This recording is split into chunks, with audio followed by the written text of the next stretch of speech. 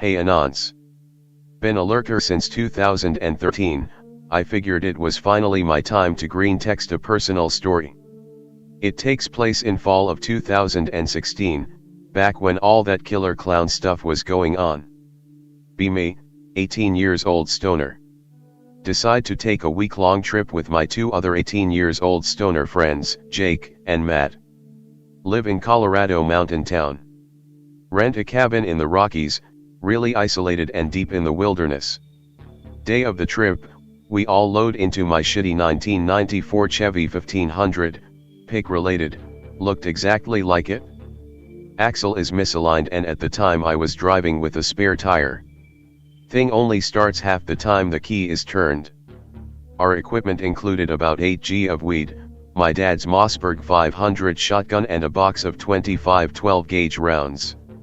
Managed to find the cabin, no cell signal so we had to use an atlas. We have a good time that night. Fireplace lit. Rolling blunts. One of the best nights of my life, burned through a quarter of our weed that night alone. Wake up the next morning feeling great, Jake and Matt are passed out on the floor. Want to get some fresh air. Go to the back door, open it and step out onto the porch. View is beautiful, cabin is on a hill with the woods beginning about 150 to 200 yards down the slope. At first, take it all in for a minute. Begin to notice something odd. I can see disturbed snow by the tree line, it looks very unnatural. Something living has definitely messed with it. Go inside to grab my winter boots. Jake is cooking breakfast and Matt is still out on the ground. Grab my boots and head for the door. Jake asks where I'm going, reply I'm gonna go check something out. Walk down the hill to the disturbed snow. There is a 4-foot tall pile of snow and dirt against a tree, with a proportionate hole in the ground next to it. Normally I would assume that someone fell into a tree well and dug themselves out of it. But the hole goes 2 feet down into dirt. Bend down to inspect it. Shovel marks. No one is supposed to be out here but us.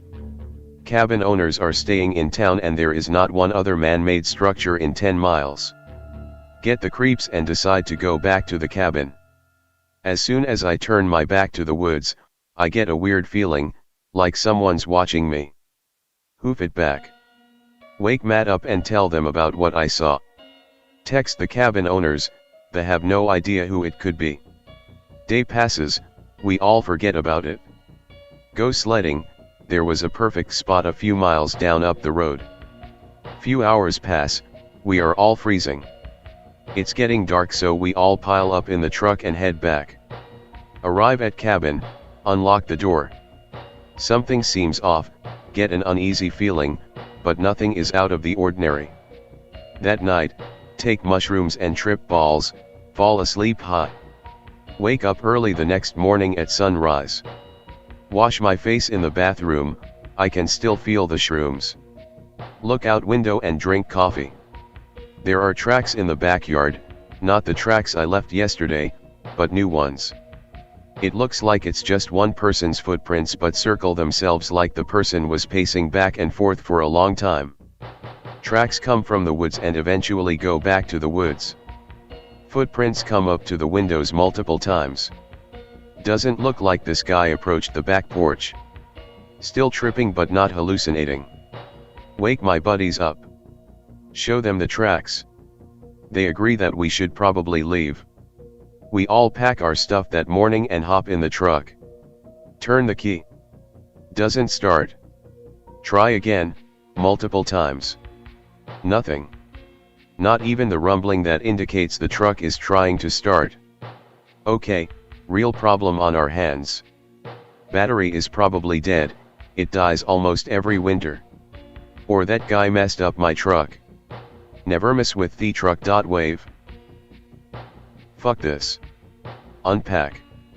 Give the truck a once over. Battery is dead, fuse is gone. Fucker really stole a single fuse. Realize that we are so fucked, this is how horror movies start. Trapped in the cabin until the owners or someone else can come back and save us. Text owners, text parents, Try to call mechanic. Can't call cops because we currently have a whole lot of illegal drugs. Service is out again, no texts get through. Decide that we are going to survive this at all costs. It's like 10 a.m. at this point. Inform buddies. They agree that we need to stand our ground and defend ourselves. Set up mattresses on the floor. Close all blinds. Make sure every entrance is locked. We chill in the cabin smoking and talking about our circumstance for the rest of the day.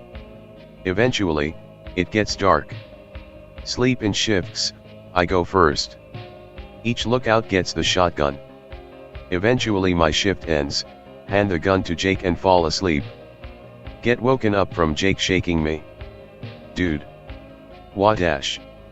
Hear scratching at the window. Immediately wide-eyed awake, feel completely sober and alert. Grab shotgun. Walk slowly to the sliding glass door. In one swift motion, open it, walk outside and let off a warning shot. What looks like a man scrambles around the side of the cabin, out of view. Moved fucking fast as hell. No human is supposed to be able to move that fast. Up until this point I thought we were dealing with a normal guy. My confidence drains away as I realize how absolutely fucked we are. Go back inside and tell my buddies, who are now wide awake, that I think this thing is paranormal. Discuss what we know about it.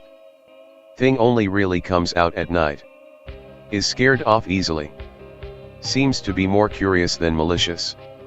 I'm pretty sure I pissed it off. Sure enough, scratching at window starts again, this time faster and less precise. Matt moves to open the blinds. I quietly stop him. Something tells me if this thing sees us it'll attack. Check phone, mostly out of habit. Miraculously, there is cell service. Text dad, he has a whole arsenal back at home. Responds within a few minutes, even though it was 1 a.m. He's on his way. Took us an hour and a half to get here, we just need to hold out for that long. Scratching at window stops. We all look at each other. Suddenly, the front door starts banging, shaking the hinges. This thing is trying to bust down the door. I grab the shotgun and take cover behind the couch. Thing eventually gives up. I guess it's fast but not strong. I'm sure if we were camping this thing would have killed us the first night.